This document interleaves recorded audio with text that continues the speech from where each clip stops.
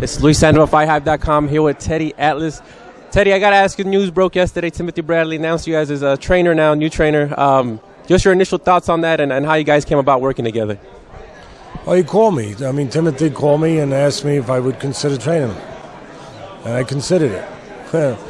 And I thought about it. It's a very serious thing.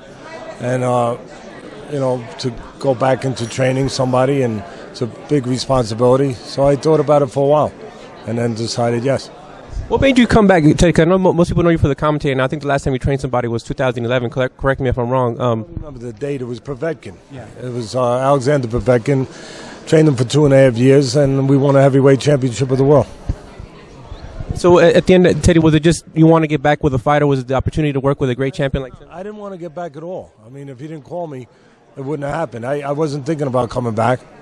But when he did it, it activated something in me as far as thinking about it, which I hadn't been thinking about, to be quite frank. And it made me think, and it made me go over it in my mind, and consider it.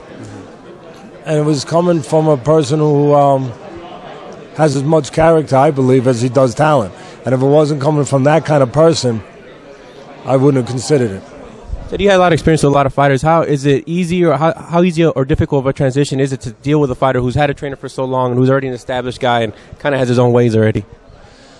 Listen, there's always a process to it, and as a part of that process, there are things to deal with. There are difficulties. There are things to get over and to be able to handle.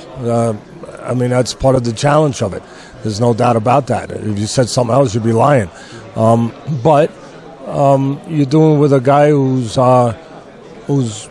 already at a certain level that he knows how to win. He's obviously been very successful, and there's good things obviously in place there. For him to be able to be a world champion. And I didn't just jump into it. I went and said, if I'm going to consider it, I'm going to spend some time with him. And I went out there to his home, and I spent 3 days with him, 2 in the gym and 1 day in his home, watching tape. And at the end of that, I decided that he was a guy that would listen, a guy that is very smart, very coachable, and a decent person to be around. I don't want to come back and be around people that aren't good people. I just don't want to.